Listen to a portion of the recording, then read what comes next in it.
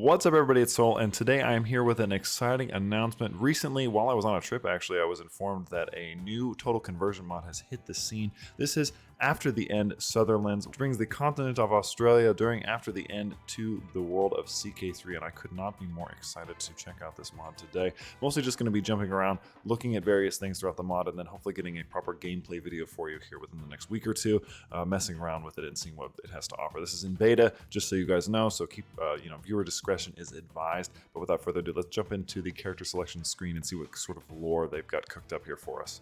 All right, and here we are at the selection screen. So we have 3 bookmarks, and before I continue, I also want to say this is Southern Land, not Sutherland. I don't know why I said it like that, like it's Kiefer Sutherland, but that's my bad. So we have the Queensland, we have Such Is Life, and we have Along the Gone. And I'm going to read through each of these just so you guys get a general idea, and then we'll think about who we might play as in the future. So the Queensland, the great Queen Alexandra's empire once stretched from the old southern border to the Daintree, forged through might and wit of the late conqueror. But be it arrogance, intention, or fate, Alexandra would never sire an heir. Even her lover, Pat Gray, could only ever offer his daughters by another woman as potential heirs. Yet no true heir was ever proclaimed, even as Alexandra died 5 years ago. Her empire, held together by the respect and fear of the queen, crumbled in an instant. Alexandra's nieces, the Alexandrines, claiming right to the throne by blood, rallied loyal country lords to their cause, while the daughters of Gray were proclaimed the true successors in the darling basin from which their father hailed, swearing the late queen had promised them their throne. The towns of the coast were quick to reclaim their autonomy. When the empire fell, only Mackay remains in the hands of a successor. Every soul in Queensland waits with bated breath. Who next will claim the throne of Alexandra and become the Queen of Queens? This one actually sounds like the one we might do. One of the Alexandrine daughters sounds like a fun person to play as. We have Such Is Life. The fertile riverlands of Australia that lie west of the Great Dividing Range could feed nations triple its numbers, but the nations that rule here now are far from this abundance. The empires of Riverina, the predominant power of the region for centuries, sits on the brink of collapse. Peasants rally behind the banners of bandit cults, calling for the blood of their lords. In Phillip Bay, the militant laborers have lost power in their unions, replaced by cautious battler leaders, all while the Protestants lie isolated. Where the river flows, change is coming. And then we have Along the Gone, and this is from the Bright to the Tumor Sea. This route through the red heart of Australia has a long history. First tread by Aboriginal Australians following their legendary songlines, it formed an ancient system of intercontinental trade, or interoceanic trade. The Europeans followed this route with sheep and cattle, paving tracks and roads. People from across the world came to hammer rails across the red sands, bringing their ideas and their humped animals. Even now, the south and north remain connected. Through the ancient Stuart Highway, at each end sits 2 powerful players, one stagnating and the other fallen. In the red center, travelers whisper of scheming and secret murder, a cryptic war for trade off the road. This could also be a really cool area to play as, like one of the Aborigines tribes here in the center of the land. This could be really interesting. But let's just jump into the map and just kind of see what we can see what everything looks like at a broad sense in Australis. And we'll go from there. All right, so here we have the map here, and as we can see, we have some of Southeastern Asia, and then we have Australia here. And there's no map background really, so there's no like water painted, but this is just in beta, so I think they predominantly wanted to get the map down and see what we could see. So it's very interesting. Australia is enormous. Obviously, it's its own continent, and I think that it could be a lot of fun to explore this. I'm not as familiar with all of this as I would be with American history, or I was gonna say lore, but I'm not as familiar with all these places as I would be otherwise. There is looks like a cornucopia of faiths to choose from. I do want to know what the songliner thing is. They were mentioning this. What is this? Long before the arrival of the white fella, the First Nations believed in divine roots which marked the path of creator deities through the dream time, creating sacred paths for their descendants to follow. Some of these roots laid the foundation for drovers' stock roots. The lion singers heard along these sacred and ancient routes, telling their strange combination of bush ballads, biblical stories, and dreamtime tales. Okay, that actually sounds really sick. What do they look like up here? Really, really cool. Let's see what's over here, because I kind of want to check out this region just to see what kind of stuff is going on. This is a Dreamtime faith. Okay, so this is one of the, indigenous. While interpretation, practices, names, and beliefs across the Dreamtime differ widely across the continent, the ancient religion of the First Nation peoples all share stories of a period of creation in which spirits formed the earth. Such a period may or may not have ended, and one may or may not join the dreaming after death. That's really, really cool. That's really, really cool. Communal possessions. Gain piety from sending gifts and giving away artifacts. Oh, that's cool. I don't know what, so I was just kind of clicking around, and I don't know what this is, but this looks crazy. The Diamonds see Tasmania as an island torn between the wild bush and the civilization of man. The wild bush is a place of mystery and magic filled with spirits, fairies, and other creatures hostile to mankind. In the isolated cities and towns which border the bush, it is the job of the Diamonians to hold back the relentless advance of the wild. The wild bush is not necessarily evil, but simply a worldly force which humanity must be weary of but never underestimate. The proper place for man is in the cities and towns. It is unnatural to live among the dark creatures of the woods. Interesting. So they sort of hold nature in like some strange reverence, but like in a horrific way. That's really cool, actually. The Blessed Fleet. Oh, hold on now. Brought by fishermen from across the seas, the Blessed Fleet Catholics are heavily concentrated in coastal areas where subsistence is heavily based on the bounties of the ocean. In their vernacular practice, Fleet Blessed celebrate the launching of fishing fleets with celebration, dance, pageantry, and friendly contests. Priests of local churches bless the ships before they sail, warding them against disasters and their divine mission to feed their communities. Among sailors and their communities, talismans of nautical protection are popular, many in the form of tattoos on the body, also believing to be to protect them from elements and evils. Other sailing superstitions such as ship cats, whistling, red sunrises, and blockades of clergymen from sailing has become accepted and celebrated doctrine. Interesting. So they have sea change, which actually gives them less embarkment costs, which is really cool. And if you've never watched me do one of these sort of videos, I kind of just tend to click around just to see what sort of, okay, so we have Elizabethan here, which apparently they worship Queen Elizabeth. That's crazy. Okay.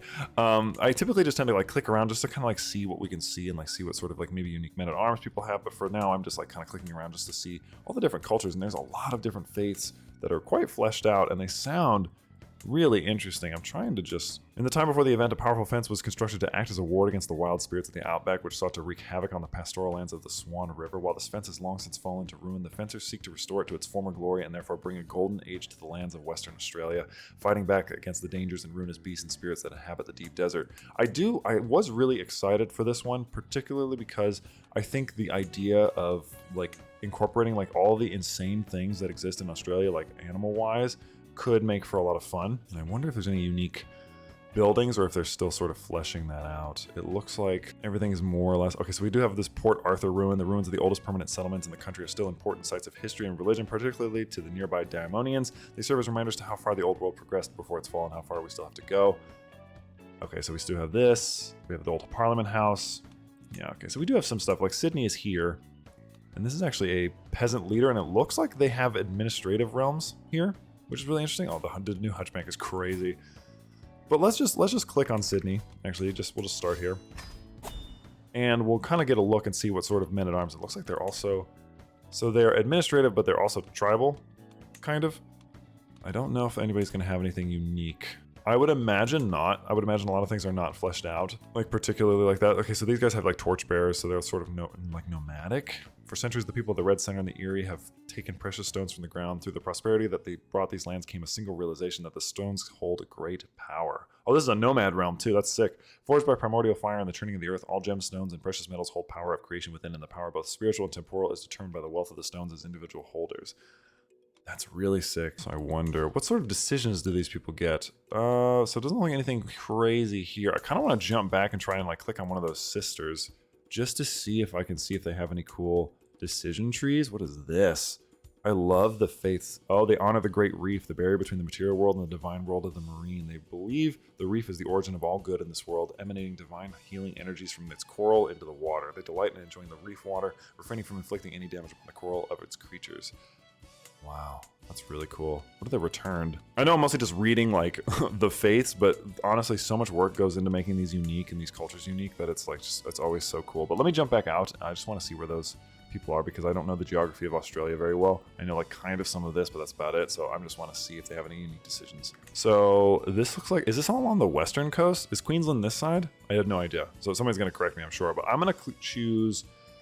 she's the scion of two dynasties by her late stepmother, the Empress Alexandra. She stakes a claim as successor of the empire, telling all that Alexandra herself proclaimed that for her to be her true daughter. By her father, she is the descendant of the Yulo Greys, a branch of the Greys who once ruled a vast swath of the Mulga lands. But in the Darling Downs, where the Bush Brotherhood holds sway, lords are judged by their actions rather than their entitlements. Does Miolana have that strength? Can she find the will to claim one or both of her legacies? Calypso was in the room when Alexandra died. She marched in her funeral procession. After the old Queen of Queens had been laid to rest, she declared herself the successor, taking control over the city of McKay with her personal guard, with her old lands breaking free from their meager garrisons. She was left now with precious control of the city. Turning away claimants, she waits for her opponents to tear each other apart. But with the city's populace and clergy growing increasingly dissatisfied, Calypso can no longer wait. I see, so she's like schemy. Okay, so it looks like they have to control this city. I'm kind of curious to see what Sister Muralina?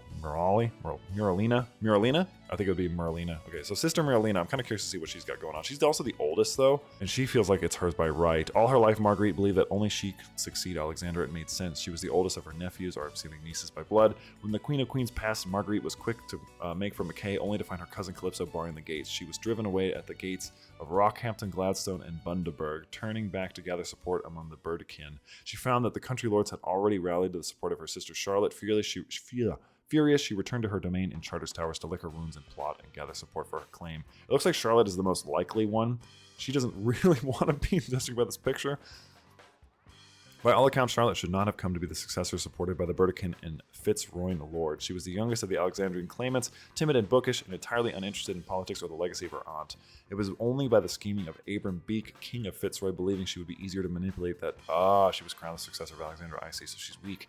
She's little more than a puppet for the lords below her, that they would see the empire once ran by Queensmen become the vanguard of their faith. But by each passing day, Charlotte, though fretful, grows tired of being the pawn in the games of others. I'm gonna click her first, and then we'll see. So I actually couldn't get her to load. She refused to, and it looks like Charlotte actually does have a ton of. Okay, so I for some reason could not get this right. So Queensland is not the West Coast.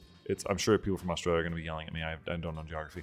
It's apparently in the northeast, which is cool. So this is all the territory that used to be this former empire, and I'd actually like to see what this looks like. So yeah, this was Queen Alexandra the Great, our aunt, who did not have any children, but controlled this wide spread of territory. And this is the Elizabethan faith as well. So the followers of Her Majesty revere the first and only monarch of the Commonwealth to touch down on Australian soil. Not once, but 16 times, gracing the people of every state and territory. While the fervor of Her Majesty has faded through the centuries, the Elizabethans know that while their matriarch, Country Women's Association, keep her memory alive, the dreams of the Commonwealth will never truly die. Jesus, that's so funny. So what is their government here? So it's feudal. So we have Queen this. I'm trying to see where her sisters are in relation, unless they're landless, which could be really interesting. Okay, so no, there are no landless. Dr. Darrell of Duffy's Angels. Playing landless in this would actually be kind of crazy. I wouldn't probably do that. I would actually want to play as one of these. Member Fortitude. Oh, he's a Freemason. The Masonic Lodge. Oh, they're like the Brisbane. They're literally Masons, just like Freemasons, just chilling here. Governor Fox of New England. Okay, so they also worship the same thing. And there's different faiths based around, I'm assuming, different like governors and people that have been here. Governess Marguerite of the Towers. Her cousin looks like she is. Oh, and she is a claimant. I see. And then who else? Do you have any other family members? It's just you two. Well, actually, we can just do this. Open Dynasty Tree. Archpriestess Calypso. She is here in Pioneer, but she's like terrible. She's like a diplomat. It is Marguerite and it's Charlotte. Charlotte is me. She is terrible stat-wise. Marguerite would actually be a fun one to maybe try to like plot your way up to the top. She's also a Jackaroo. To the Jackaroos, Spiwa is not a physical place. It is a metaphysical and philosophical place to attain. An idea to attain. The pastoral lifestyle is the closest to the state of being that is Spiwa. Only those that practice it may hope to reach the peace and comfort. The Jackaroos are less nomadic than other stockmen. Instead, they live in sedentary communities that serve the interests of itinerant Jackaroos and provide for spiritual needs when called upon. Interesting. They almost sound like nomads. And then where's the other one? Because their aunt was married to somebody. I cannot remember that person's name now. Cutter, Butcher, Eula Gray. Oh yeah, the Eula Grays. Muralina of the Western Downs. Okay, and you also have a claim on this, and you do have skilled tactician. Actually, she's really strong. What the heck? Cautious leader. Liberty, perseverance, and respect. She worships the Brotherhood. The populace of the bush is scattered and separated by miles of harsh wilderness, and not all communities are made equal, so lack the proper resources for many of the sacred rituals of Christ. Long ago, an order of priestly riders emerged to combat this. Though men of the cloth, they carried themselves like bushmen and joked and preached in equal measure. Oh, that sounds actually really fun. They traveled from town to town, marrying couples, baptizing babies, preaching the good word, and settling disputes as a neutral party. With the fall of the old world, this need once again arose, and inspired by their examples, men once again took up the cloth and the saddle. Oh, you can't play as a theocracy. Oh, well, no wonder. I kept trying to click her, but it wouldn't work, so that's a problem with the beta. So you cannot play as her. She's a theocratic kingdom, and therefore unplayable. So you would probably have to play as as this one or as this one. Their faith prefers male rulers, or as this one. I probably would try to play as this one. But even then, I mean, your liege actually doesn't have that many troops. Like, you could just fight for your claim pretty much out the gate and then try to hold it together. That could be a fun one to do. That might be something that we mess around with. I kind of want to see if there's any unique buildings over here, just to see. Oh, the Great Barrier Reef. It's actually on the map. That's really cool. Oh, I love that. Anything else? The big pineapple? Someone's going to have to explain this to me. What do you mean, the big pineapple? It's just a big pineapple. There's a lot of swingers there, huh? Anything else? Anything else? Anything else while we're out? Oh, Cockadoo, the Darwin Cenotaph. I'm assuming Darwin landed here at some point. I think he did, right? He went to Australia. Anything else? We got, looks like a dam. Canning Dam, University of Westralia. So I do love a good baked-in plot over here, and I think playing as this sort of more treacherous, war-focused sister would be really good to also try to bring back everybody in the Capricornia kingdom. So that's probably, I'll probably do a playthrough of her here soon. I might convert, though, to Elizabethan. Maybe. We'll have to see.